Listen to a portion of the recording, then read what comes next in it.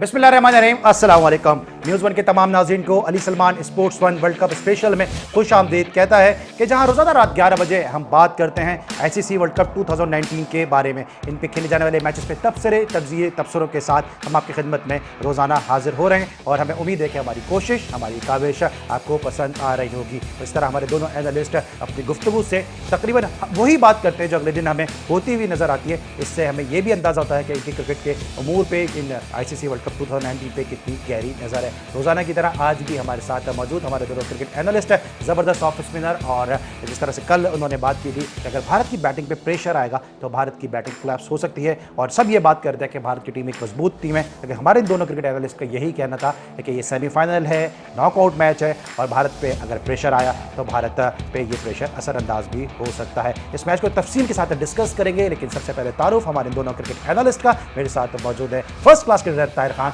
Tahir, welcome to the show. Thank you Ali भाई। मजा आया? कल आपकी जो शिकायत थी कि थोड़ी बोरियत हुई, आज मजा आया होगा। अली भाई बिल्कुल, एक सेमीफाइनल की तरह आया, वो भी वर्ल्ड कप का सेमीफाइनल जिस तरह हम एक्सपेक्ट कर रहे थे। जबरदस्त क्रिकेट नजर आई, एक दोनों टीमों की तरफ से जबरदस्त मतलब ब्रेवरी क्रिकेट जिसे हम कहते हैं कि कभी ऊपर गया मैच, कभी नीचे आया match, run out, catch, brilliant bowling, brilliant batting, hit out, मतलब जो इंटरटेनमेंट चाहते था क्राउड वो आज उसको मैच में मिला। ठीक है, अब वैसे इतना ज्यादा चौरंगियां घूमने की जरूरत नहीं है, न्यूजीलैंड जीत गया इसलिए ज्यादा खुश हो गए ना। ऑब्वियसली अली भाई ये तो है, क्योंकि कल भी हमने यही बोला था, क्योंकि न्यूजीलैंड की कंडीशन डिपेंड करता है और आज उनको सीमिंग कंडीशन मिली और रिजल्ट आपके सामने। बिल्कुल, कोई भी जीते कोई भी हारे, लेकिन हमें खुशी ये होती है कि हमारे जो दोनों एनालिस्ट हैं ये दोनों जो बात करते हैं वो तकरीबन जो 90% पूरी होती भी नजर आती है, और अगले दिन ग्राउंड में एग्जीक्यूशन तकरीबन ऐसा ही होता नजर आता है, जो इस शो की कामयाबी की एक अहम जमानत है। मेरे साथ मौजूद हमारे बहुत ही अपने, जिन्हें हम बड़े प्यार से प्रोफेसर कहते हैं, कल इन्होंने कहा था कि अगर इंडिया के पे प्रेशर आया तो इंडिया की बैटिंग पे चूंकि इतना ज़्यादा उसमें ट्रस्टवर्दी बैट्समैन नहीं है, तो आज हमने देखा कि इंडिया की बैटिंग है उस प्रेशर के ज़ेरे असर नजर आई। हमारे साथ मौजूद है हमारे स्पोर्ट्स एनालिस्ट है, जबरदस्त स्पोर्ट्स रिपोर्टर बदी उज़मा। बदी, कैसे हैं आप? अल्लाह का शुक्र, आप ठीक? आज आपकी प्रेडिक्शन सही साबित हो गई एक दफ़ा फिर। देखिए वही हुआ जो क्रिकेट ऐसा यही खेल है कि एक दिन किसी का एक दिन किसी का, और जिस तरीके से विराट कोहली आज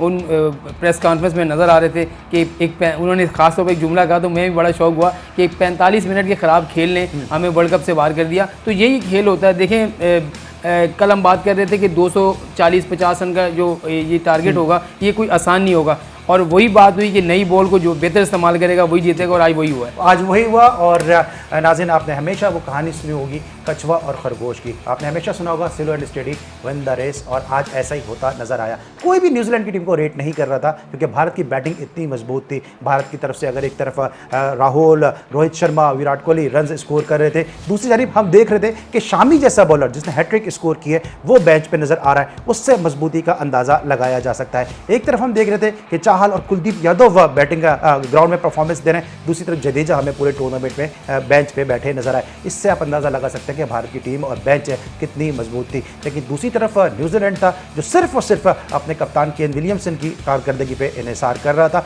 और उसके साथ जो दीगर प्लेयर थे, ट्रेंट बोल्ट हुए या इसके साथ साथ जो उनके दूसरे प्लेयर थे वो उनके साथ एक मर्ज ज़रूर कर रहे थे, उनके साथ चिप इन कर रहे थे, लेकिन विलियमसन वो प्लेयर थे कि जिन पे बहुत ज़्यादा इन्हिसार किया जा रहा था। और आज न्यूजीलैंड ने विलियमसन की उम्दा कारकर्दगी, मैट हेनरी की उम्दा बॉलिंग, सेंटनर की ज़बरदस्त स्पिन बॉलिंग के नतीजे में, रॉस टेलर की उम्दा जिम्मेदाराना बैटिंग के नतीजे में इस सेमीफाइनल में कामयाबी हासिल की। जो ट्रैक रिकॉर्ड है वो ऑन पेपर न्यूजीलैंड का बड़ा ज़बरदस्त है। भारत के खिलाफ वर्ल्ड कप में 8 मैचेस खेले, जिसमें से 5 में न्यूजीलैंड ने कामयाबी हासिल की, मैच 3 में भारत को कामयाबी मिल सकी, और इस ट्रैक रिकॉर्ड भी बता रहा था कि यहाँ पे एज जो है वो न्यूजीलैंड को हासिल है। आज भारत ने जब न्यूजीलैंड ने इनिंग का आगाज़ किया तो 46.1 ओवर से खेल का आगाज़ हुआ। 211 था स्कोर 5 विकेटों के नुकसान पे। रॉस टेलर और लेथम उस वक्त क्रीज पे मौजूद थे, और उसके बाद क्या हुआ आइए ज़रा एक नज़र डालते हैं इस मैच की समरी पे कि क्या रहा इस मैच में मजमूई तौर पे। ये आपके सामने इस मैच का स्कोर कार्ड है। न्यूजीलैंड की टीम ने मुकर्ररा 50 ओवर्स में पहले बैटिंग करते हुए 239 रन स्कोर किए 8 विकेटों के नुकसान पर। विलियमसन ने 67 रन की ज़बरदस्त इनिंग खेली, 74 रन रॉस टेलर स्कोर करने में कामयाब रहे। इसके अलावा 28 रन की इनिंग निकोल्स की जानिब से सामने आई। अगर बॉलिंग कार्ड पर निगाह डालते हैं तो यहाँ पे भुवनेश्वर कुमार हमें 3 विकेटों के साथ सरे फहरिस्त नजर आते हैं।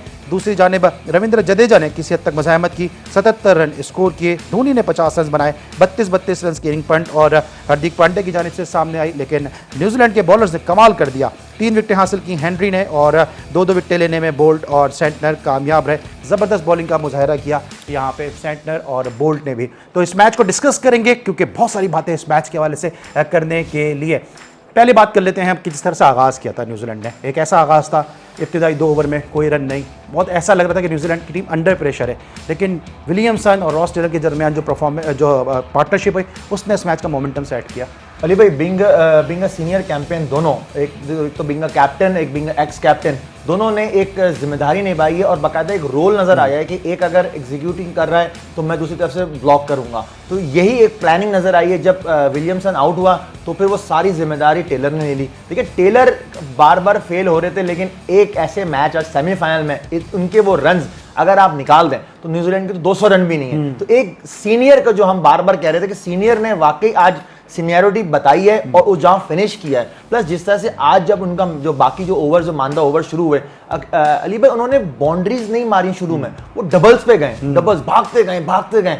वो सिर्फ अपनी कॉन्सेंट्रेट था कि यार बॉल मिस ना करें। बाउंड्री में क्या होगा, अगर बाउंड्री नहीं लगी बॉल मिस हो सकती है, अगर आउट हो गए तो विकेट भी चली जाएगी। तो वो उनकी कॉन्सेंट्रेशन जो उनको आज 27 रन जो बने हैं यार, वो उनका बड़ा मैं समझता हूँ वैल्यूएबल था इस पूरे मैच का। और टेलर ने इस अंदाज से बैटिंग की है, अगर मैं ये कहूँ कि जो उन्होंने प्रेशर डाला उसने भारत की बैटिंग के बखिए उधेड़ दिए तो शायद गलत नहीं होगा, क्योंकि टेलर जो है उनके अंदर टेलरिंग के जौहर अपने बड़े ज़बरदस्त तरीके से टेलर ने दिखाए हैं। लेकिन आज का दिन जो था उसमें बहुत कुछ जो था वो भारत के फेवर में था, क्योंकि अगर कल मैच हो जाता 6:30 बजे तक जो मुकामी वक्त है वहाँ पर मैच हो जाता तो 20 ओवर्स में से 148 रन का दरकार होता भारत को जीतने के लिए। और आज एक ऐसी सिचुएशन थी कि मौसम पूरी तरह से ज़बरदस्त था और सनी वेदर था, लेकिन सनी वेदर का भी फ़ायदा भारत की टीम नहीं उठा सकी। बड़ी हुआ क्या, गलती क्या की? कोहली का स्टेटमेंट हम सब ने सुना, आपने भी उसको नाज़रीन को बताया कि जी जो शुरू के इब्तिदाई मिनट थे, 45 मिनट जो थे वो उनको ले डूबे, लेकिन हम तो 8 सेकंड से या 5 सेकंड से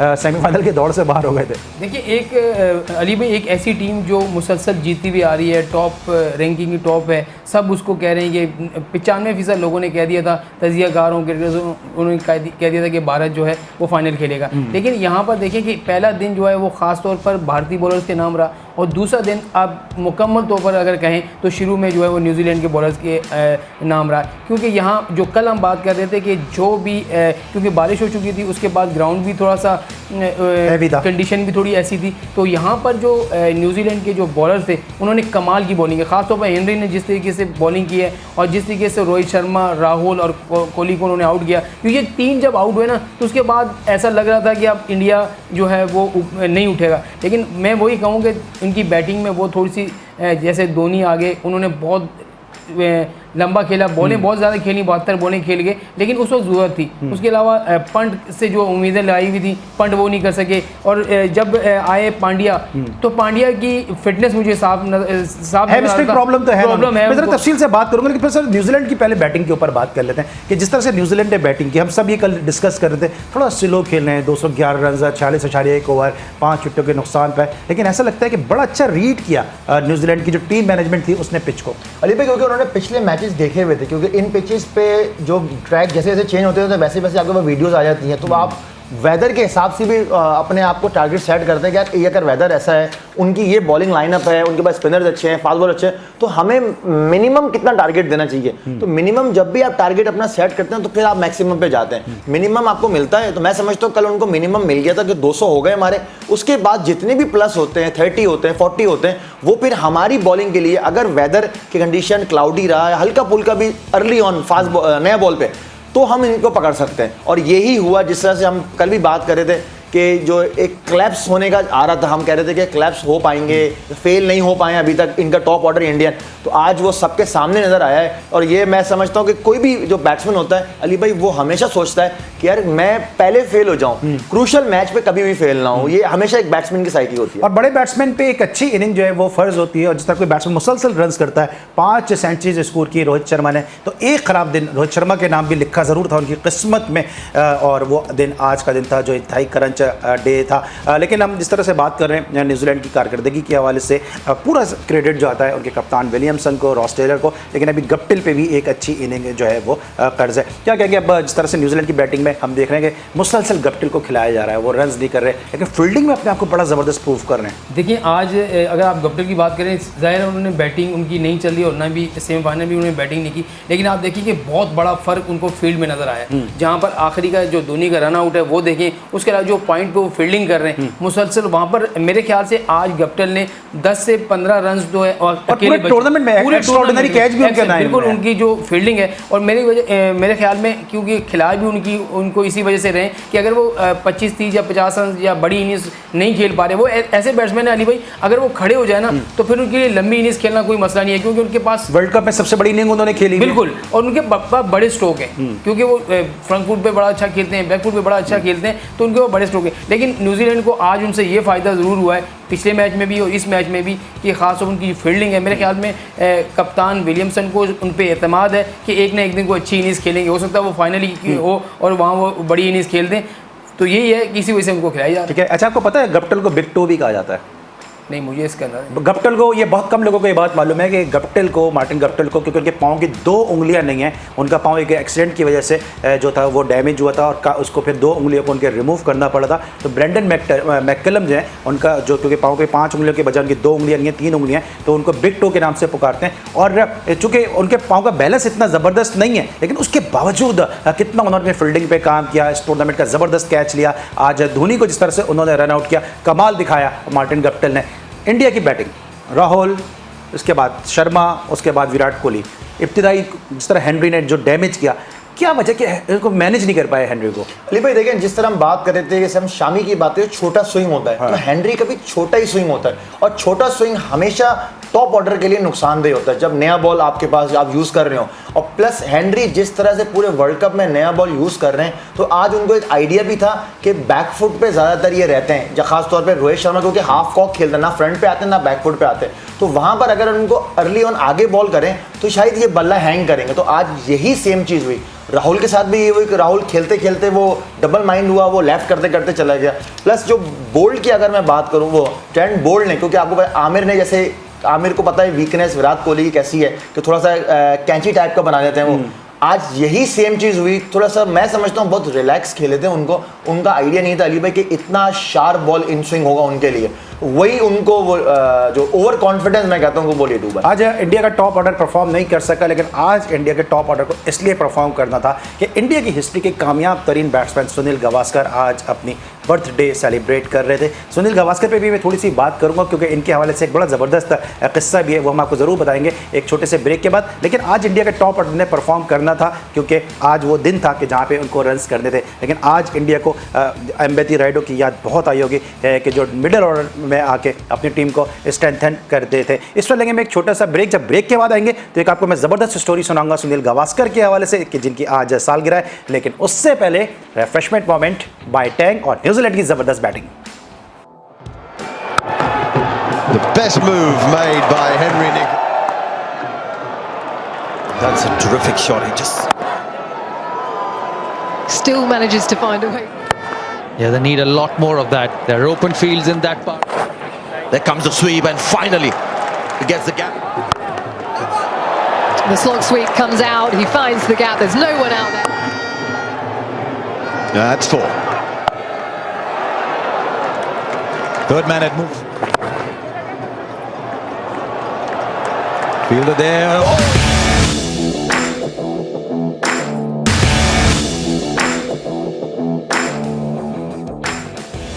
कम बैक आफ्टर द ब्रेक। और ब्रेक पर जाने से पहले हम बात कर रहे थे आज इंडिया के लेजेंडरी बैट्समैन सुनील गावस्कर की सालगिरह भी थी, और भारत की टीम इस सेमीफाइनल को जीत के सुनील गावस्कर को उनकी सालगिरह का तोहफा नहीं दे सकी। लेकिन सुनील गावस्कर जो आज ही के दिन 10 जुलाई 1949 को पैदा हुए, उनकी एक बड़ी ज़बरदस्त हिस्ट्री, और मैं चाहूँगा कि इस प्लेटफॉर्म की तवज्जो से अपने नाज़रीन के साथ शेयर कर सके कि जब सुनील गावस्कर की पैदाइश हुई तो उनके जो दूसरे दिन जब उनके मामू उनको देखने के लिए आए तो पता चला कि सुनील गावस्कर जो है वो अपनी माँ के साथ हॉस्पिटल के बेड पर मौजूद नहीं है और वो बच्चा जो है वो बदल गया है। और जब उसकी तलाश हुई बच्चे की और ये ढूंढा गया बच्चे को कि बच्चा कहाँ है, तो उनके मामू का कहना था, माधु मंत्री जो इंडिया के लिए 4 टेस्ट मैच खेले, कि बच्चे के बाएं कान में एक छोटा सा होल था। वो जो बच्चा उनकी माँ के साथ मौजूद है उसके कान में वो छोटा सा होल नहीं है। और जब तलाश हुई तो सुनील गावस्कर एक मछेरे की के बेटे की भी उस दिन पैदाइश हुई थी, तो मछेरे की बीवी के पास वो पाए गए और फिर वापस जो है वो बच्चा तब्दील किया गया। और अगर उस दिन वो उनके बाएं कान पे अगर वो सुराख को नहीं देख पाते तो सुनील गावस्कर जैसा बैट्समैन भारत को नहीं मिल पाता और कहीं वो शायद मछलियां पकड़ रहे होते। एक छोटी सी हिस्ट्री थी, एक छोटी सी तारीख थी जो आपकी समातों की नज़र की, लेकिन आज भारत अपने लेजेंड को इस तरह का ट्रिब्यूट नहीं पेश कर सके। सुना था आपने वाक़या? नहीं, मैंने नहीं सुना था, लेकिन बड़ा इंटरेस्टिंग है। अगर ये आपने शेयर किया तो तोहफा देना चाहिए था न्यूजीलैंड बिल्कुल। सुनील गावस्कर हो गए, बहुत बड़े बैट्समैन थे और खासतौर पर आज अगर और ऐसा बैट्समैन ज़्यादा जाता कि मछलियां की पकड़ लो तो और दुनिया के बिल्कुल सुनील गावस्कर नहीं मिल पाता। देखे ना, और ख़ास तौर पर आज अगर जीतते भारतीय तो उनको भी खुशी होती। लेकिन ये क्रिकेट है अली भाई, चले वापस आ जाते हैं ज़रा। ये तो चले कि हमने शेयर कर लिया नाज़रीन के साथ। अब इंडिया को अजिंक्य रहाणे या एम्बेती रायडू जैसे बैट्समैन की ज़रूरत होगी। आपको लगता है कि इस कारकर्दगी के बाद अब सिलेक्टर्स पे मीडिया का प्रेशर पड़ेगा, लोगों का प्रेशर होगा कि एम्बेती रायडू, अजिंक्य रहाणे, जो हम उस दिन बात कर रहे थे कि एक्सेसिव जो तब्दीलियाँ हैं वो भारत की टीम को डैमेज कर सकती हैं? बिल्कुल ऐसा ही होता है। देखिए अली भाई, ये जीत रहे थे तो इनको अपनी गलतियों का पता नहीं चल रहा था। आज हारे तो इनको अपनी गलतियों का पता चलेगा कि हम जहाँ हम 3-4 लड़के रन्स कर रहे थे और टीम जीत रही थी, और फिर इसके बाद 5, 6 और 7 नंबर पर जो हम अच्छे बैट्समैन की ज़रूरत है तो वहाँ उनको आज पता चला है कि आज हमें वाकई कमी। तो वाकई तौर पर ये जैसा हमारे यहाँ हमारी टीम पर प्रेशर है, वहाँ पर भी प्रेशर है, वहाँ पर भी जो उनकी कौम भी जज्बाती है, हमारी कौम भी जज्बाती है, हमसे ज़्यादा है, हमसे बहुत ज़्यादा जज्बाती है। और आज ही आप देखें सोशल मीडिया भरा पड़ा है। और एक वही मैं कह रहा हूँ कि इसी बात पर आज विराट कोहली ने ये कहा है कि हमारी जो कौम है या हमारी जो अवाम है उसको अपने जज्बात बदलने होंगे कि हम जीतते जा रहे हैं तो सही है, एक मैच हारते हैं तो हमें इस तरह बदनाम किया जाता है जैसे हम कुछ भी नहीं है। तो इस तरीके से जाहिर है ये जाएंगे। उसके बाद मुझे भी लग रहा है कि इनके 1-2 चेंजेस लाजमी। कार्तिक, मुझे नहीं लग रहा कि अब कार्तिक जो है वो इनकी टीम में, धोनी की जगह भी खाली होगी, धोनी की जगह भी खाली हो जाएगी। और आज ऐसे भी कप्तान से सवाल हो तो उन्होंने कहा कि हमसे तो कुछ डिस्कस नहीं हुआ इस बात पे धोनी छोड़ रहे हैं या नहीं छोड़ रहे, लेकिन अब मुझे लग रहा है कि ये उनका आखिरी वर्ल्ड कप। ठीक है, धोनी के हवाले से जो हमें इत्तला थी वो ये थी कि धोनी अपने कैरियर का आखिरी वनडे इंटरनेशनल मैच है खेल रहे हैं और धोनी जैसा रनर जो विकेटों के दरमियान बड़ा ज़बरदस्त तरीके से दौड़ता था, आज वो रन आउट होकर वापस से पवेलियन लौट गया। और वही इस सेमीफाइनल मैच का टर्निंग पॉइंट था और भारत को वहीं से शिकस्त हुई, क्योंकि अगर आखिरी ओवर तक महेंद्र सिंह धोनी क्रीज पे मौजूद होते तो भारत को यकीनन जितवा सकते थे। ऐसे कई मैच महेंद्र सिंह धोनी ने अपनी टीम को जितवाए हैं। ज़बरदस्त रनर, विकेटों के दरमियान ज़बरदस्त दौड़ते थे, लेकिन अपने कैरियर की आखिरी वनडे इनिंग में रन आउट हुए। मुझे 2 और ऐसे प्लेयर याद आ रहे हैं जो ज़िंदगी में मशहूर थे हमें कि ज़बरदस्त रनिंग करते हैं लेकिन आखिरी अपने कैरियर में वो रन आउट हुए। एक आसिफ इकबाल जो कभी भी अपने कैरियर में रन आउट हुए, एडन गार्डन कोलकाता में आखिरी टेस्ट मैच में वो रन आउट हुए। इसके अलावा जावेद मियांदाद जो एक बड़ा नाम है रनिंग बिटवीन द विकेट में, वो बेंगलोर में जब क्वार्टर फाइनल पाकिस्तान ने इंडिया के खिलाफ खेला तो इंडिया के खिलाफ वो रन आउट हुए। धोनी का रन आउट होना बड़ा एक मैटर कर गया, क्योंकि धोनी क्रीज में जब तक थे हम सब पाकिस्तान में, इंडिया में, जहाँ जहाँ क्रिकेट खेली जाती है, समझी जाती है, सब ये समझ रहे थे कि धोनी जो है वो इस मैच को फिनिश कर जाएंगे। अली भाई वही बात है ना कि मैं समझता हूँ कि जब वो बाउंसर उनको आया तो एक तो वो वहाँ खड़े रहे, फिर लेट उन्होंने स्टार्ट किया पहला रन लेने के, फिर सेकेंडली जब वो टर्न हो रहे थे तो हमने ये देखा नॉन स्ट्राइकर एंड पे भुवनेश्वर कुमार थे तो वो थोड़ा सा हिचकिचाए थे आ रहे हैं, तो वहाँ पर मैं समझता हूँ क्योंकि हमें दूसरे एंड पे सही फिगर नजर नहीं आई थी कि शायद वहाँ पर लेट स्टार्ट लिया हुआ धोनी ने, प्लस धोनी ने शायद ये नहीं देखा था क्योंकि मार्टिन गॉप्टिल वहाँ पर मारा, गॉप्टिल की throw one of the best throw है पूरे न्यूजीलैंड की, कार बहुत अच्छा है एग्जैक्टली। और क्योंकि वो बिंग अ सीनियर उनको पता है कि ये रन लाजमी लेंगे तो मुझे पहले कितना आगे खड़ा होना है बाउंड्री लाइन से, तो ये बड़ी मैटर करती है। तो वो जब डायरेक्ट हिट लगी वो तो सिनारियो पे चेंज होगा, कोई यही फिर वो गॉप्टिल जो कुछ नहीं कर रहे थे आज उन्होंने थ्रो मार के पूरा सिनारियो चेंज कर दिया और अपनी तरफ सबको मुतवज्जो किया। जी और पाकिस्तान कुछ सेकंड से सेमीफाइनल से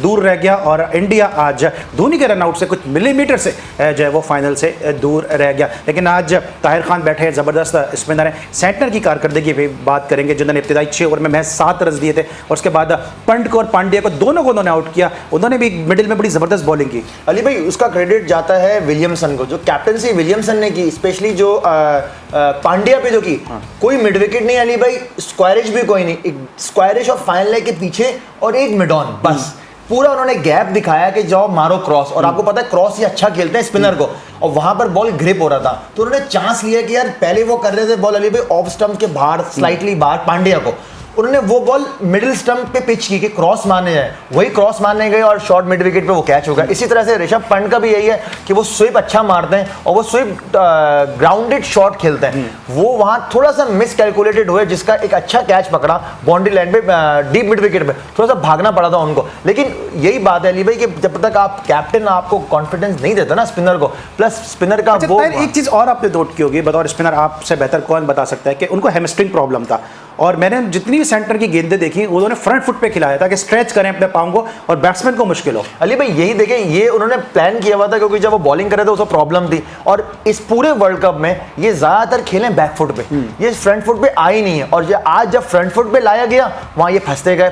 और फिर अली भाई हम जितने भी एशियंस हो गए या जो भी इस टाइप के ऑलराउंडर्स जो हैं जो बिकम ऑलराउंडर हो रहे हैं, उनका यही होता है कि जहां 2-3 डॉट बॉलें खेलना, वो एक क्रॉस बैटेड शॉट होता है, वहां या तो लग गया तो ठीक है, नहीं तो फिर आउट। और ये हमारे साथ भी हुआ है, हमारे हफीज साहब को आप देख लें, वो जब तक वो उनसे नहीं खेला जा रहा था, डॉट करते गए, क्रॉस मारने गए, वो आउट। क्रॉस तो इसलिए खेल रहे थे कि नॉन रेगुलर बॉलर को खेल रहे थे। जडेजा के लिए क्या कहेंगे जनाब? 77 रन की इनिंग एक मुश्किल मौके पे, कि जब पूरी टीम एक तरीके से उनकी स्ट्रगल कर रही थी, 77 रन की इनिंग खेली और उन्होंने कोशिश की कि मैच को जितवाएं।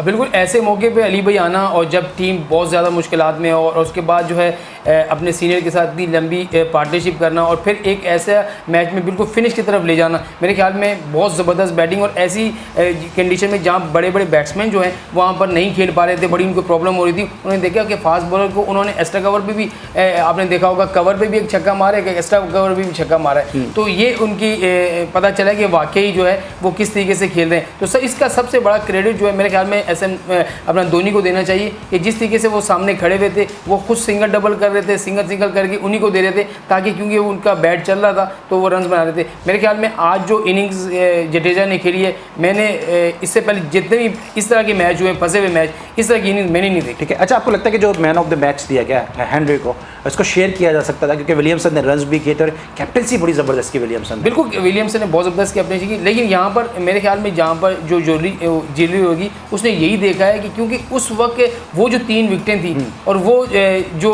मैं रोहित शर्मा, विराट कोहली, ये वो विकेटें थी अली भाई जो इंडिया को तन तना जो अकेले मैच जितवा देते हैं। तो मेरे ख्याल से इस वजह से देखा कि उन्होंने जो ना बेस्ट बैट्समैन जो वर्ल्ड कप का बेस्ट बैट्समैन है उसको आउट किया, विराट को आउट किया। तो मेरे ख्याल में इस वजह से उसको जो है दिया गया। ठीक है, अब जिस तरह से जो कैचिंग की हुई है न्यूजीलैंड की, गो के कैच ड्रॉप भी हुआ, लेकिन नेशम के कैच को अगर हम डिस्कस ना करें, जो दिनेश कार्तिक का कैच किया, वो भी इस मैच का टर्निंग पॉइंट था। अली भाई ब्रिलियंट एग्जीक्यूशन और पॉइंट फील्डर को, मैं खुद वनडे में पॉइंट पे फील करता हूं तो मुझे एक आइडिया होता है कि यार पॉइंट पे आपके आता तो you become a like a goalkeeper over there, कि आपने गोल रोकना है। और वो नेशम का इसलिए अली भाई मुश्किल था क्योंकि वो थोड़ा सा ना मतलब फॉरवर्डेड पॉइंट थे, मतलब बैकवर्ड नहीं थे, तो जो बॉल गया वो बैकवर्ड गया है और प्लस उनके रॉन्ग हैंड पे गया है। बैटिंग ठीक है, वो बैटिंग हैंड तो है उनका, लेकिन बॉलिंग हैंड तो उनका रॉन्ग हैंड था, वो रॉन्ग है। फिर वो तो जबरदस्त एग्जीक्यूशन अली भाई, तो परफेक्ट एग्जांपल टू शो जितने भी बच्चे या किड्स जो देखना चाहते हैं कि डाइव किस तरह मारी जाती है, किस तरह से आपका बॉडी जानी चाहिए नीचे जाने के,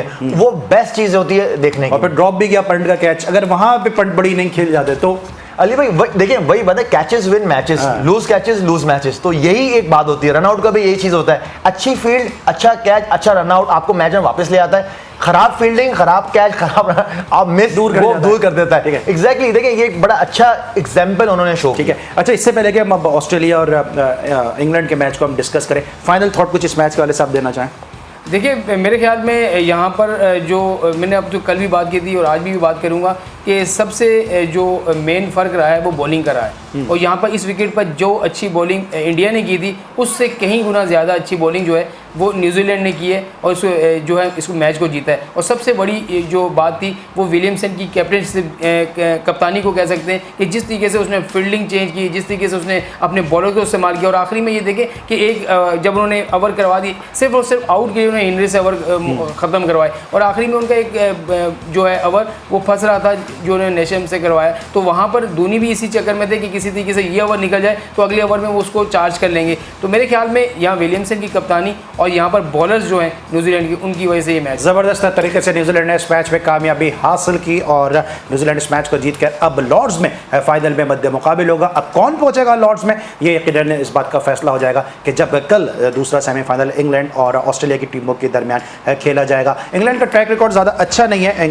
ऑस्ट्रेलिया के खिलाफ अब तक दोनों ने वर्ल्ड कप में 8 मैचेस खेले, 2 में इंग्लैंड ने कामयाबी हासिल की है और 6 में जो है वो शिकस्त हुई है और 6 में जो मैचेस हैं उसमें ऑस्ट्रेलिया ने बड़े मैचेस में कामयाबी हासिल की है। मुझे याद है 1975 का सेमीफाइनल के जहां पे ऑस्ट्रेलिया ने इंग्लैंड को शिकस्त दी। इसके अलावा 1987 का सेमीफाइनल, वहां पे भी कुछ ऐसे ही सूरत हाल थी कि जिस तरह अब हमने देखा पहले पाकिस्तान बाहर हुआ, फिर इंडिया बाहर हुआ। 87 के सेमीफाइनल में पहले पाकिस्तान बाहर हुआ और फिर इंग्लैंड ने इंडिया को बाहर किया था। 87 में भी थोड़ा गम इसीलिए कम हो गया था। अब ये दोनों टीमें सेमीफाइनल में मध्य मुकाबिल है, इस पर हम जरूर डिस्कस करेंगे लेकिन एक छोटे से ब्रेक के बाद।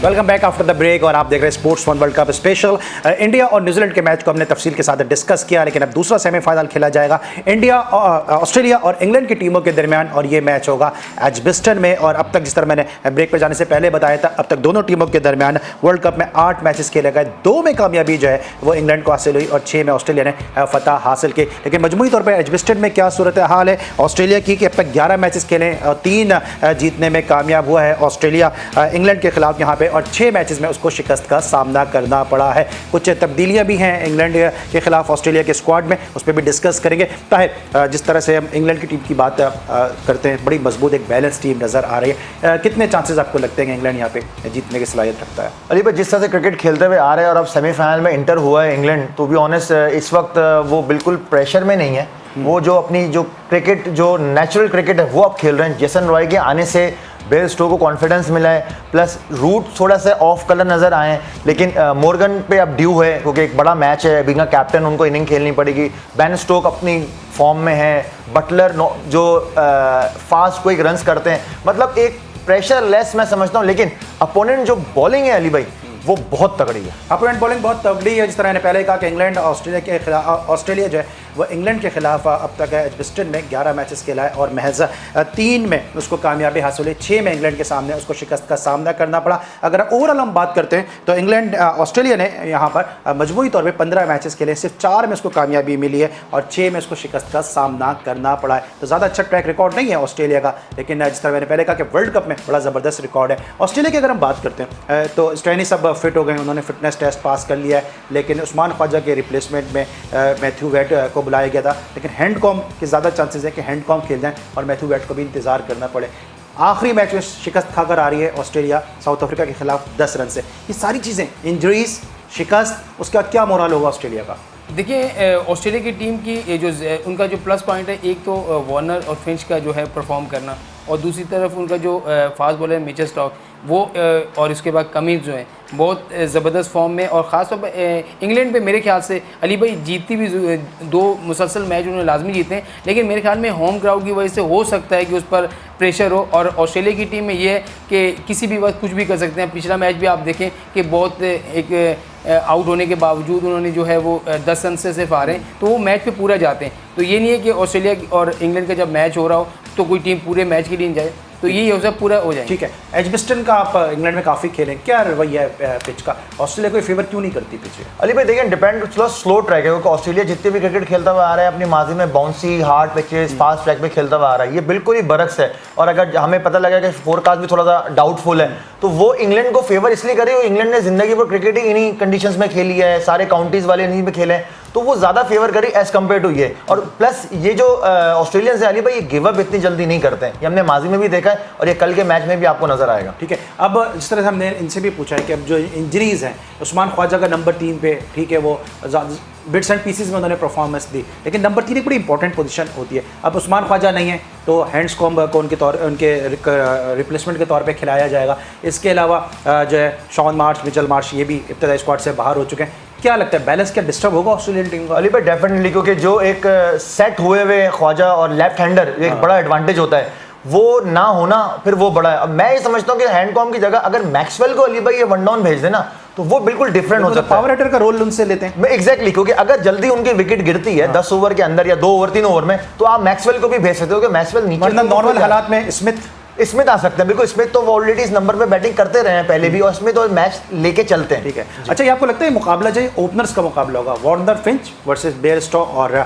Jason Roy? बिल्कुल आप सही कह रहे हैं, क्योंकि यहाँ पर जो जेसन रॉय है और अपना बेयरस्टो, इन दोनों की जो है जोड़ी पिछले मैचेस में आप देखें मुसलसल रन्स करते हुए आ रहे हैं। उसके अलावा फिंच और वार्नर से पिछले मैच में फिंच जल्दी आउट हुए, उनकी भी ओपनर जो हैं वो रन्स कर रहे हैं। तो मेरे ख्याल में आपने सही कहा कि यहाँ पर दोनों ओपनर्स जो इंग्लैंड के और ऑस्ट्रेलिया के, इनके दरमियान मुकाबला होगा। और वहाँ से मैं कह रहा हूँ कि वहाँ पर अब वॉक्स को देखें और वहाँ से मिचेल स्टॉक को देखें, तो इनके दरमियान होगा। वुड भी अच्छी फॉर्म में, बिल्कुल वुड बहुत अच्छी फॉर्म है। उसके अलावा उनके कमिंस जो हैं, तो मेरे ख्याल में 2 फास्ट बॉलर उनके, 2 फास्ट बॉलर इनके, और दोनों ये नाराज हो जाएंगे स्पिनर बैठे, आप स्पिनर को लिफ्ट नहीं, ऑर्चर को भी आपने नहीं बोलना चाहिए, ऑर्चर को भी एग्जैक्टली। स्पिनर भी पूछ रहा हूं, स्पिनर पे किसको एज हासिल होगा? मेरे ख्याल में इंग्लैंड को एज हासिल है अली भाई, क्योंकि वो इन कंडीशन के यूज्ड टू है, क्योंकि हाँ, लेकिन लेथल लाइन के वापस आने से ना ये इनकी स्पिनिंग अटैक ये मजबूत हुई, क्योंकि बिंग कितने स्पिनर से इंग्लैंड जा सकता है? क्योंकि इस पिच को आपने देखा हुआ है, मोइन अली आदिल राशिद से जाएंगे या एक स्पिनर से जाएंगे? अली भाई मेरे ख्याल में एक से जाएंगे, क्योंकि उनके पास वुड भी हैं, और अगर सीमिंग कंडीशन है तो वो ऑब्वियसली सीमर से ज्यादा जाएंगे। एक ही स्पिनर में, एक स्पिनर से जाएंगे, मुझे लगता है। एक स्पिनर फिर आदिल रशीद को ही लेके जाएंगे। आदिल रशीद चले गए। कौन सी टीम को सपोर्ट कर रहे हैं?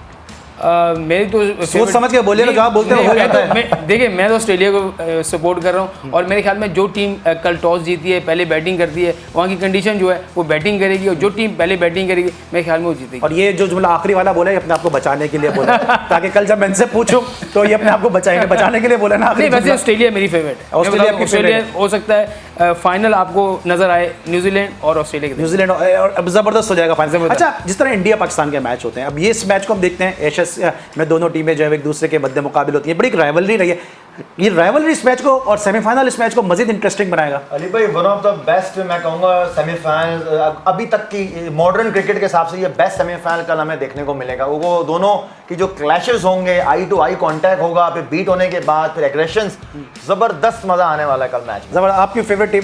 मेरी तो इंग्लैंड है। इंग्लैंड के साथ जा रहे हैं ताहिर खान, और ऑस्ट्रेलिया को सपोर्ट कर रहे हैं जनाब हमारे प्रोफेसर बदियुज्जमा। अब देखते हैं कि कौन सी टीम कामयाबी हासिल करती है, और मैं तो रोजाना की तरह मौसम और अंपायर के साथ ही जाऊंगा, इसी में ही जीत है और इसी में ही बचत है। आपका बहुत बहुत शुक्रिया बदी, आपका शुक्रिया ताहिर, आपका बहुत बहुत शुक्रिया। इंशाल्लाह कल रात 11 बजे फिर मुलाकात होगी। अली सलमान को इजाजत दीजिए, अपना बहुत ख्याल रखिए, अल्लाह हाफिज़।